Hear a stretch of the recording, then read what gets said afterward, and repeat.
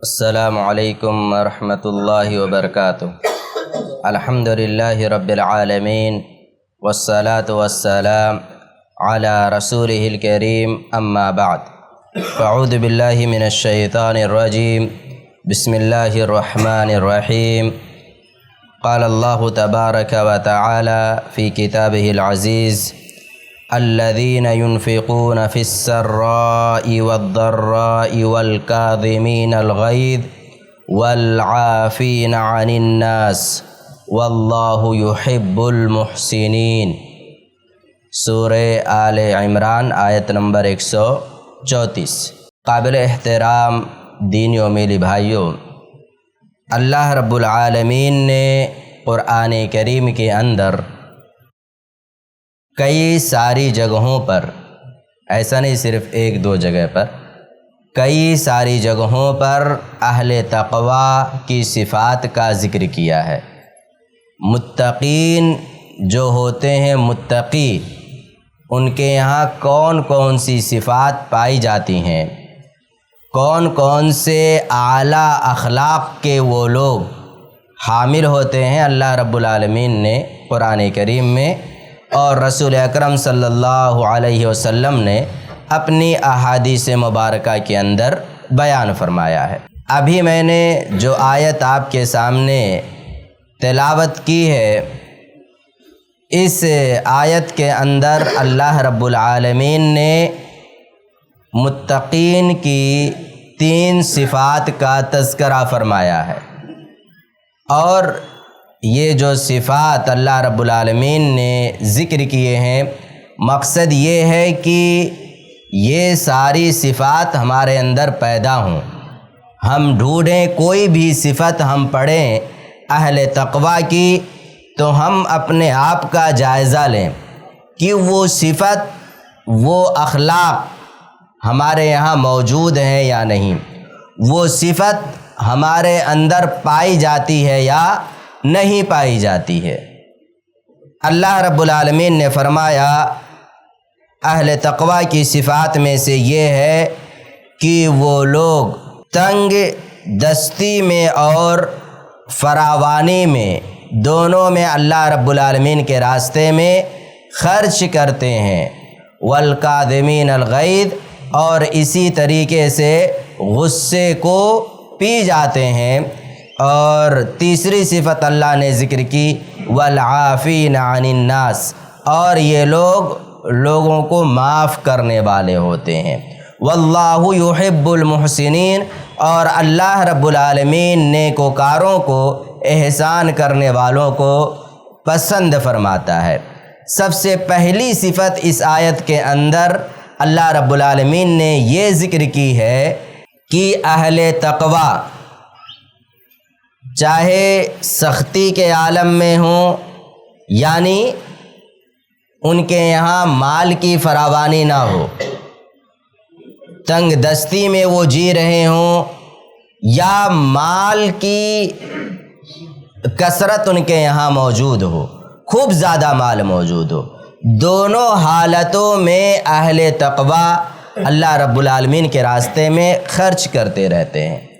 جب گھر میں زیادہ مال ہوتا ہے تو زیادہ اللہ کے راستے میں خرچ کرتے ہیں، اور جب گھر میں تھوڑا مال ہوتا ہے تو ایسا نہیں ہے کہ تھوڑے سے مال کو اللہ کے راستے میں خرچ کرنے کو حقیر سمجھتے ہیں، ایسا نہیں ہے، بلکہ جب تھوڑا ہوتا ہے تب بھی اللہ رب العالمین کے راستے میں خرچ کرتے ہیں۔ زیادہ ہوتا ہے اس وجہ سے خرچ کرتے ہیں تاکہ اللہ کا شکریہ ادا کرے، اور جب تھوڑا ہوتا ہے تو اس وجہ سے خرچ کرتے ہیں تاکہ اللہ رب العالمین ان کے مال میں اضافہ کرے اور انہیں اجر ملے، اور جو ان کے یہاں نیکی کا ایک سلسلہ پایا جاتا ہے وہ ٹوٹے نہ۔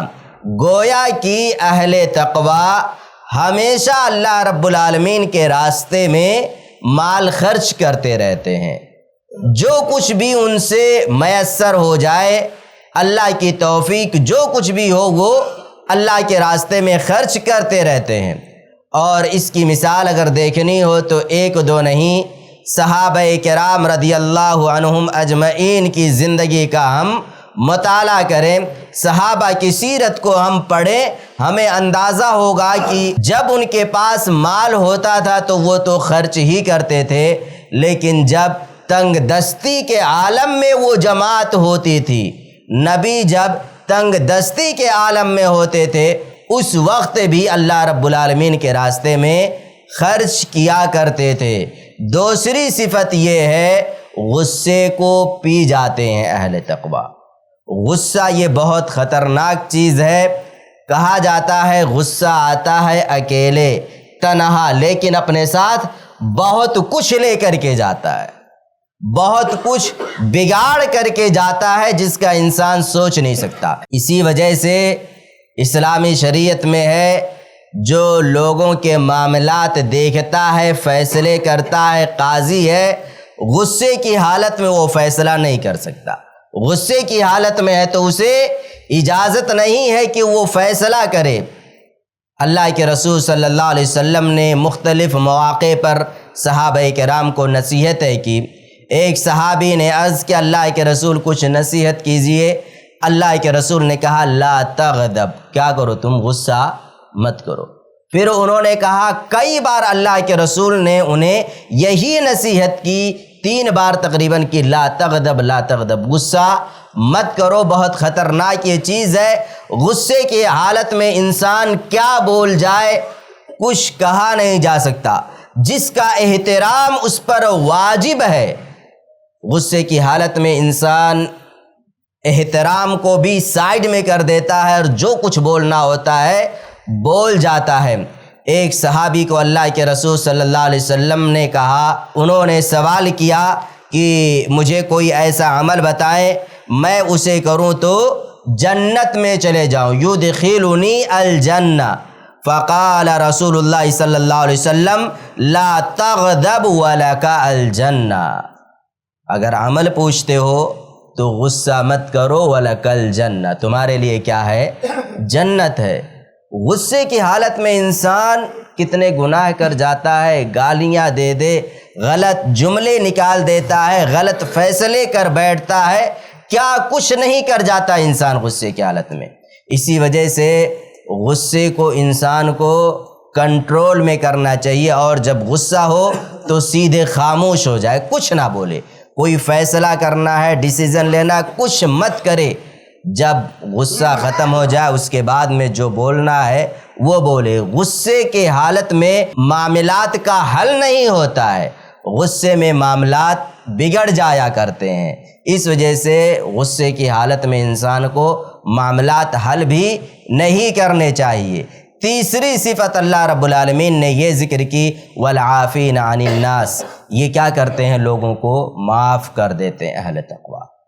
اگر ان کے ساتھ کبھی کسی نے زیادتی کی، بد زبانی کی، کچھ بھی کیا تو یہ اہل تقوی اسے معاف کر دیتے ہیں۔ لیکن معافی کے ساتھ میں علماء نے ذکر کیا ہے، ابن عثیمین وغیرہ نے، کہ اگر ایسی معافی ہے کہ اگر معاف کریں گے تو وہ شخص ظلم میں، زیادتی میں، یا آپ کے ساتھ غلط انداز سے پیش آنے میں اور آگے بڑھے گا تو وہاں پر معاف نہیں کرنا چاہیے۔ لیکن نارمل اگر ہے کہ معاف کر دیں گے تو آگے، یا اب ایسا کچھ ایسی کوئی حرکت ہمارے ساتھ کرنے والا نہیں ہے تو وہاں پر معاف کر دینا چاہیے۔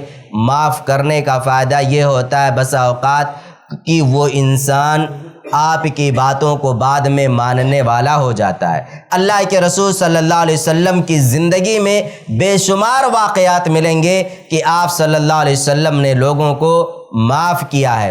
آخری بات، واللہ یحب المحسنین، اللہ رب العالمین احسان کرنے والوں کو، نیکوکاروں کو پسند کرتا ہے۔ احسان اللہ رب العالمین کے ساتھ میں بھی ہونا چاہیے، اور یہ جو مخلوق ہے، انسان ہے، ان کے ساتھ میں بھی احسان ہونا چاہیے۔ اللہ کے ساتھ احسان کا مطلب اللہ کے رسول نے ذکر کیا کہ ہم اس کی عبادت اس انداز سے کریں گویا کہ ہم اسے دیکھ رہے ہیں، اور اگر ایسا نہ ہو تو ہمارے دل میں یہ خیال آنا چاہیے کہ اللہ ہمیں دیکھ رہا ہے۔ اور انسانوں کے ساتھ احسان کرنے کا مطلب یہ ہے کہ ہماری شدید خواہش ہو اور ہمارے دل میں یہ مکمل ارادہ ہو کہ لوگوں کو نفع پہنچائیں۔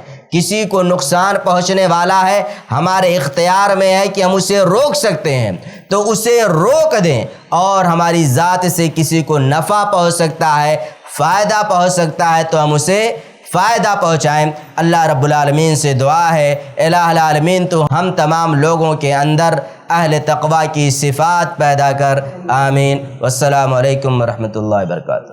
ایسے ہی فائدہ مند اسلامک ویڈیوز دیکھنے اور منہج سلف پر کتاب و سنت کی تعلیمات کو عام کرنے میں ہمارا تعاون کریں، تاکہ آپ کے لیے ذریعہ نجات، جنت کے حصول کا سبب، ساتھ ہی مال میں برکت و اضافے کا ذریعہ بھی بنے، آمین۔ جزاک اللہ خیرن۔